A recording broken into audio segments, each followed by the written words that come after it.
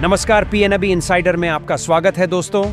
आज हम बात करेंगे ईपीएफओ से रिलेटिव बड़े अपडेट के। दोस्तों, अगर आपका भी पैसा ईपीएफओ यानी कर्मचारी भविष्य निधि संगठन प्रोविडेंट फंड में जमा है तो यह खबर आपके लिए बहुत बड़ी है। सरकार ने ईपीएफओ से जुड़ा एक बड़ा फैसला लिया है और इसका सीधा असर आपके पीएफ अकाउंट और आपके पैसों पर पड़ने वाला है। सोचिए, वो पैसा जो आपकी सैलरी से हर महीने कटकर जमा होता है, अब सरकार के इस नए नियम से आपको और ज्यादा फायदा देगा या फिर कुछ नियम और सख्त हो जाएंगे।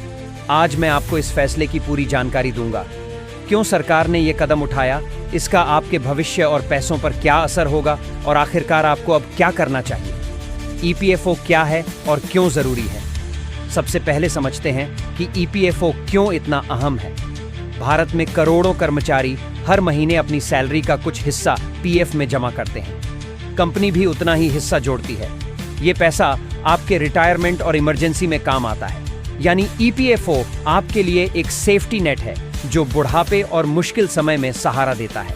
सरकार का नया फैसला क्या बदलाव हुआ है, अब आते हैं उस फैसले पर जिसने सबका ध्यान खींच लिया है। सरकार ने हाल ही में ईपीएफओ पर एक बड़ा कदम उठाया है। इस बार फैसला सीधा पीएफ खाता धारकों के पैसे और ब्याज दरों से जुड़ा है। सूत्रों के अनुसार ईपीएफओ की ब्याज दर इंटरेस्ट रेट को लेकर बड़ा ऐलान किया गया है। साथ ही सरकार ने यह भी कहा है कि डिजिटल ट्रांजैक्शन और ऑटो अपडेट सिस्टम पर ज्यादा ध्यान दिया जाएगा ताकि पीएफ से जुड़ी सुविधाएं और तेज हो जाएं। मतलब अब कर्मचारियों को अपना पैसा और क्लेम करने में लंबा इंतजार नहीं करना पड़ेगा। पीएफ ब्याज दर पर नया अपडेट। सबसे अहम बात, सरकार ने ईपीएफओ की ब्याज दर में बदलाव करने का ऐलान किया है। पिछले साल यह दर 8.25% तय की गई थी और अब सरकार ने इसे 8.35% तक बढ़ाने का संकेत दिया है।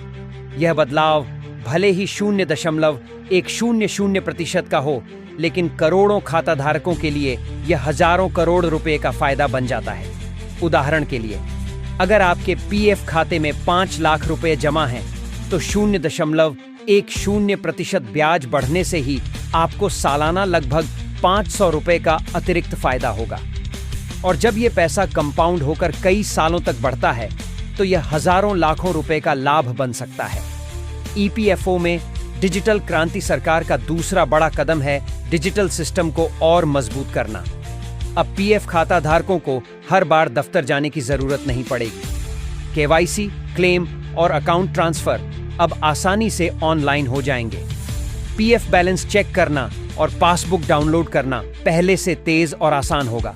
यानी सरकार अब ईपीएफओ को पूरी तरह स्मार्ट और डिजिटल बनाने की दिशा में काम कर रही है।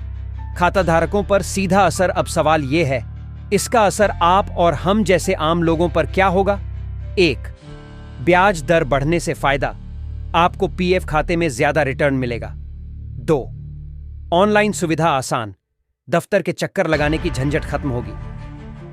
तो क्लेम में तेजी, पहले पीएफ क्लेम प्रोसेस में हफ्तों लग जाते थे, अब यह कुछ ही दिनों में पूरा होगा। 4. सुरक्षा और ट्रांसपेरेंसी, पैसा पहले से ज्यादा सुरक्षित और पारदर्शी तरीके से मैनेज होगा। सरकार क्यों कर रही है यह बदलाव, आप सोच रहे होंगे। सरकार अचानक यह बड़ा कदम क्यों उठा रही है। इसके पीछे 3 बड़ी वजहें हैं। 1. 2025 का चुनावी साल, सरकार चाहती है कि कर्मचारियों को सीधे फायदा मिले और उनका भरोसा सरकार पर बना रहे। 2. डिजिटल इंडिया मिशन, सरकार ईपीएफओ को टेक्नोलॉजी के जरिए आसान और भरोसेमंद बनाना चाहती है। 3. आर्थिक मजबूती, ज्यादा ब्याज और तेज प्रोसेसिंग से लोग अपनी मेहनत की कमाई पर ज्यादा भरोसा करेंगे।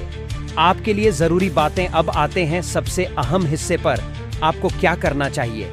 अगर आपका पीएफ अकाउंट है तो तुरंत अपना केवाईसी अपडेट कर लें, अपना यूएन नंबर और पासवर्ड एक्टिव रखें।